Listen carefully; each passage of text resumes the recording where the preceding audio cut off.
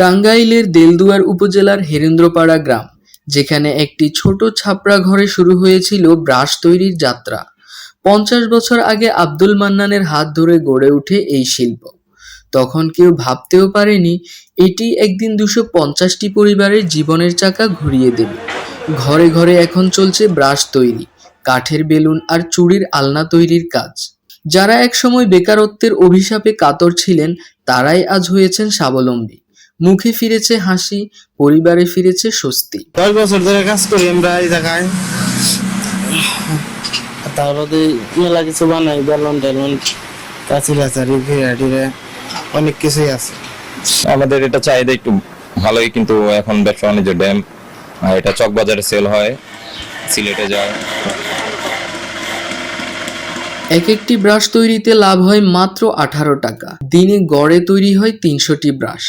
কিন্তু কাঁচামালের দাম বেড়ে যাওয়ায় দিন দিন কমে আসছে উৎপাদন ও মুনাফার হার। শিল্পটিকে টিকিয়ে রাখতে প্রয়োজন সরকারি প্রণোদনা, প্রশিক্ষণ ও বাজারজাত সুরক্ষা। এই দাবি জানিয়েছেন কারখানার মালিকরা। আমি এই লাইনে আছি প্রায় 45-50 বছর।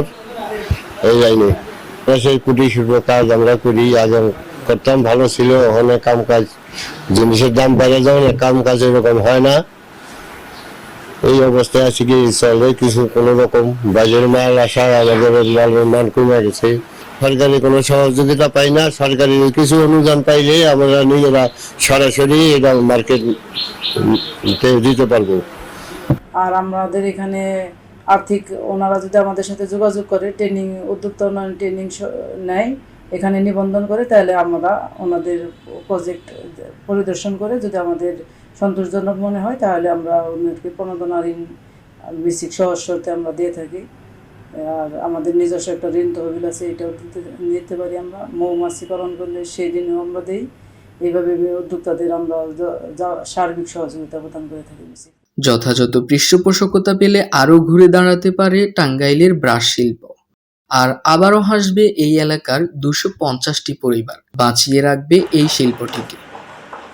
মিজানুর রহমান, লাল সবুজ প্রকাশ, নিউজ ডেস্ক।